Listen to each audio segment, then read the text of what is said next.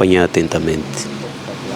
Excelentíssimo Sr. Secretário-Geral do Bloco Democrático Mota Sebastião, Excelentíssimo Presidente da Comissão de Jurisdição e Fiscalização, França Vila, Excelentíssimos Senhores Deputados do Bloco Democrático, Excelentíssimos Membros do Conselho Nacional e da Comissão Política, Excelentíssimos convidados, imprensa em geral, Excelentíssimos membros de Luanda, recentemente eleito, o seu secretário provincial e todas as competências municipais.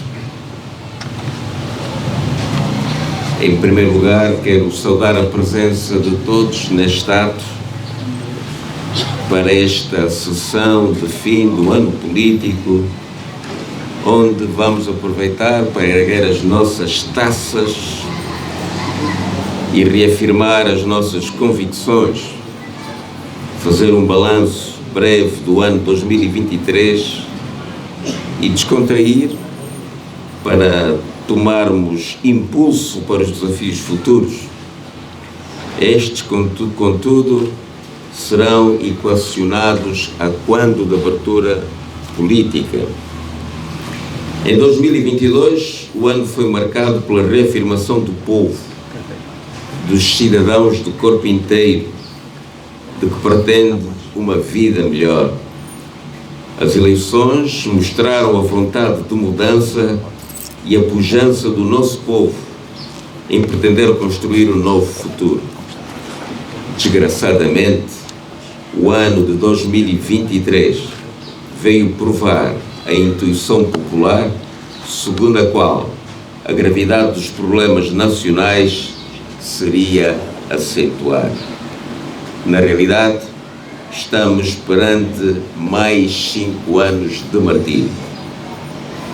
Ao invés de tirar lições para a frente sobre a derrota eleitoral de facto, transformada em vitória de iure pelas instituições capturadas pelo Presidente e seu partido, designadamente a Comissão Nacional Eleitoral e o Tribunal Constitucional, e o regime proceder a reformas para pronunciar mais liberdade, maior participação, mais pão para as mesas dos cidadãos e segurança nas comunidades, o país caminha em sentido contrário, agravando todos os indicadores da má política, má governação, desprezo pelo povo.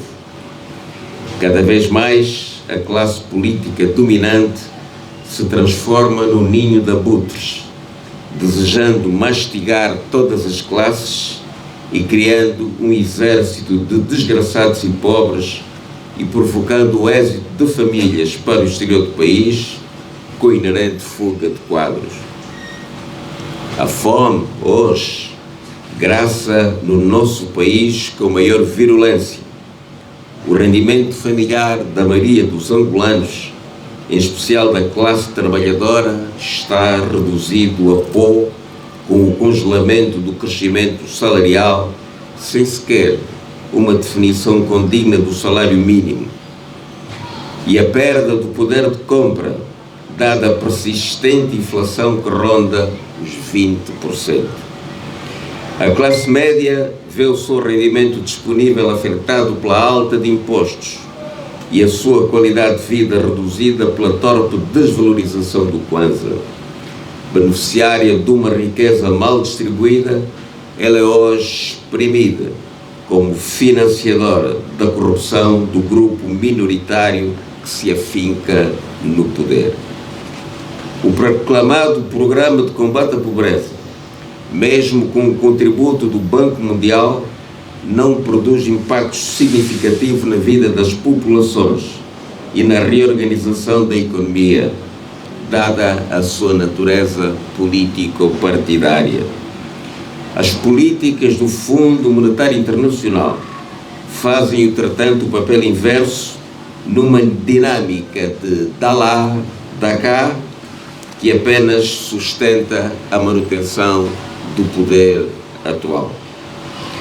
A situação na educação, na cultura e na saúde em Angola, bem como a do saneamento básico, continuam sem solução. Milhões de crianças estão fora do sistema de ensino. A qualidade do ensino é péssima, com professores mal remunerados, sem meios de trabalho e sem voz para mudarem a situação. A indefinição do sistema de ensino permanece e os laboratórios de investigação nem têm recursos, são-lhe ofuscadas as fontes, nem têm também liberdade de pesquisa. Esta situação calamitosa produz dois efeitos nefastos estruturantes.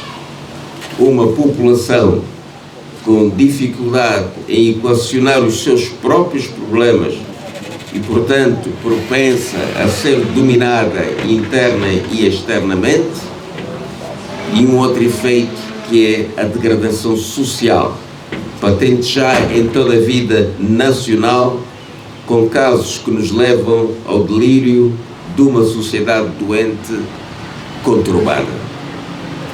Os operadores de cultura desejam fazer refletir o sentir da nação, dar ritmo e sentido à vida dos angolanos. Esbarram no controlo do poder, incapaz, por conveniência do serviço, de produzir políticas públicas para fazer florescer este importante fator ambiental que produz a coesão social. Os médicos sufragam até por alimentos e medicamentos para combater a subnutrição e a tuberculose. Angola mantém firme a sua política de conservar doenças que a humanidade superou nos séculos XIX e XX, como a malária, a tuberculose, as doenças pulmonares, e agrega todas as novas doenças sem ter tido o privilégio do desenvolvimento económico e social que as provocaram. Mas isto não inquieta o regime. Basta controlar a ordem dos médicos, que foge há anos a renovação de mandatos, e controla e constituir ou construir hospitais sem funcionalidade, nem enquadrados no inexistente Sistema Nacional de Saúde, cuja função deveria ser a de salvar vidas, promovendo a saúde das populações, prevenindo a doença e realizando o tratamento das doenças. Uma praga nas grandes cidades é a inexistência de saneamento básico, o fornecimento de água e a distribuição de energia em todas as comunidades, apesar desta ter excesso na sua produção. Estas situações denunciam a ausência de má governação estratégica e consciente e mostram que o crescimento do ninho de abutres varia na razão inversa da prosperidade da nação e dos angolanos. É esta, desgraçadamente, a intenção do poder político, que o faz via orçamental, via Orçamento Geral do Estado, como um instrumento coerente na destruição do país, contrariamente à narrativa do governo, que advoga que este orçamento vai proteger as famílias e a sustentabilidade das empresas. Este orçamento revela-se pela mentira institucional que incorpora, com dados falsos, verbas duplicadas, injustiça extrema na distribuição, com prejuízos para estes setores sociais atrás analisados, sem verbas e programas consistentes, com baixa qualidade na despesa, com ausência de verbas para a agricultura e na indústria e uma propensão clara para o endividamento astronómico, que reflete a venda do país ao exterior e a corrupção interna. O endividamento externo é com efeito faz parte do baú da vergonha nacional, sem um plano de sustentabilidade fiscal de médio prazo e sem total transparência, atinge um montante que indicia a falência do país. O problema fundamental de Angola é ter proclamado constitucionalmente um Estado democrático, mas envolvido 30 anos, a tendência que é proscrutada em 2023 vai exatamente em sentido contrário. Não há democracia em Angola. Este sentido contrário acentua no plano institucional a tentativa de aprovar uma lei contra o movimento associativista, a moda do Partido Único, a imposição de um código de processo de trabalho contra a liberdade de greve, o impedimento de uma lei sem amarras pelas manifestações e o doble de finados chegou ontem com a reforma do sistema de segurança dita nacional, agravando a militarização das instituições. A ausência da democracia está patente na ausência da descentralização de poder.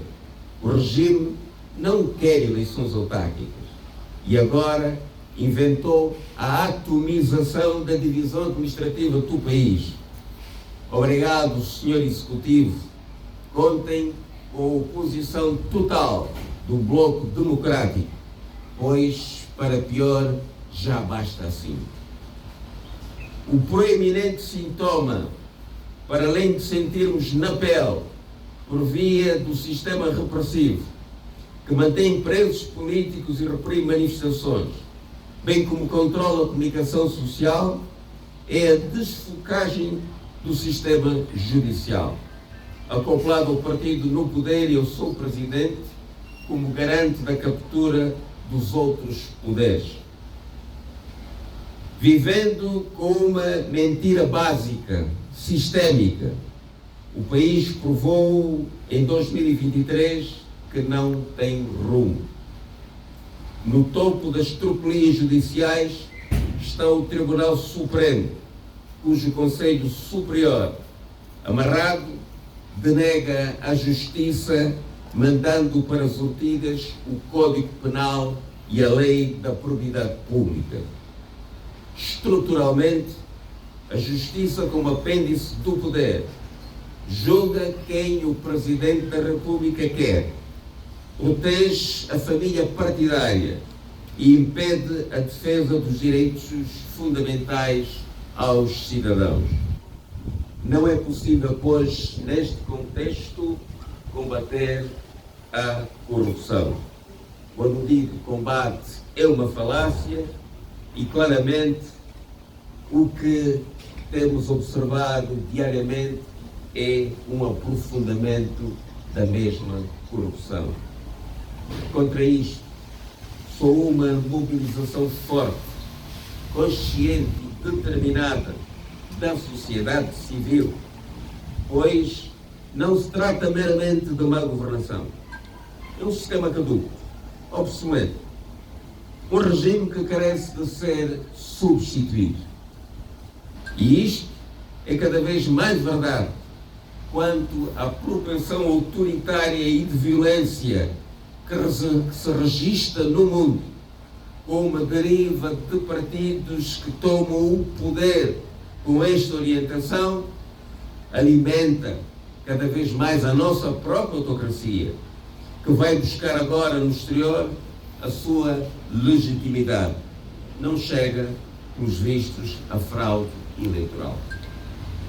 É por isso que o Bloco Democrático mantém o seu pé firme na luta e, ao longo de 2023, fez um grande esforço para preparar o partido para estes desafios. O Bloco Democrático realizou em todo o espaço nacional a renovação de mandatos. Os vários poderes deliberativo, executivo e fiscalizador do partido foram renovados numa demonstração forte de reafirmação da democracia interna no seio da nossa organização. As anomalias observadas foram verificadas pelo órgão fiscalizador e analisadas pelos órgãos políticos por forma a corrigir estas situações não conformes com os nossos estatutos. As estruturas superiores do partido reuniram e tomaram decisões nos períodos estatutariamente definidos, mostrando a regularidade do funcionamento e aprofundando a direção coletiva apanágio do partido. O mesmo acontece com o órgão fiscalizador, que inclusive reuniu em conclave todo o seu elenco para estudar a forma de atuação. Tendo as assembleias como referência, o partido procedeu ao recadastramento dos militantes para compor a base de dados que permite conhecer as nossas forças para o combate. O cimento do partido está na formação e por isto foram empreendidas várias ações ao nível nacional e provincial de dirigentes e membros do partido, incluindo a formação de formadores.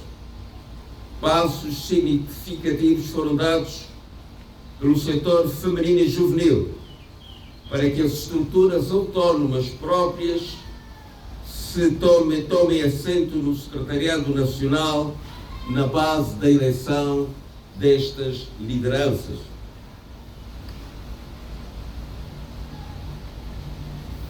Eventos nacionais neste sentido permitiu traçar o caminho para a sua concretização. O Secretariado Nacional, por sua vez, sofreu várias alterações de estrutura e de composição no exercício físico. Trata-se de um processo de reestruturação que segue o seu caminho. Naturalmente que o partido alveja mais. Nem tudo foi conseguido. É preciso continuar esse esforço organizativo para que estejamos capazes de enfrentar os desafios que nos propomos. Por isto foram equacionadas as formas de concretizar o desenvolvimento institucional do partido com a institucionalização do planeamento estratégico e o manual de funções. São tarefas que não estão concluídas, sem as quais não podemos afirmar que o partido está com uma funcionalidade que não possa, digamos, regredir na sua marcha e capaz de enfrentar todos os problemas com eficiência e eficácia. O partido esteve ativo nas lutas do povo, emitindo posições, trabalhando com círculos da sociedade civil, nos domínios da formação, na saúde, nas reivindicações municipais, enfim, intervindo também nesta luta pelas demolições de casas. Por isso, o partido aprofundou a ideia dos círculos de intervenção política e transformou as suas sedes em casas da cidadania, onde os cidadãos e as comunidades podem lá ir equacionar os seus problemas e encontrar soluções. O partido ligou a luta parlamentar à luta do movimento social e muitos dos seus deputados no espaço nacional foram constatar os problemas e cotovelar os meios públicos para a sua solução. A conclusão final do ano 2013, e que já é consenso generalizado, é que os angolanos passaram um ano muito difícil. Os mandatos de João Lourenço não têm acrescentado nada de novo. Daí a iniciativa do impeachment, da destituição do Presidente da República, apoiado pelo Bloco Democrático, que, não obstante a captura das instituições judiciais, decorre a sua tramitação. O impeachment foi um ato relevante da cena política nacional. O ano que se segue não tem boas perspectivas. A política atual não tem capacidade para resolver os desafios que se afiguram aos angolanos. Essa perseverança política só pode ser contida pelos movimentos sociais. indiciaram neste ano de 2023 bons indícios de refrescamento e capacidade para avançar. Nossa tarefa é contribuir com a organização deste movimento social para que ele próprio seja motor das transformações que todos nós queremos que ocorram no nosso país. Durante 2023, muitos companheiros e amigos nos deixaram.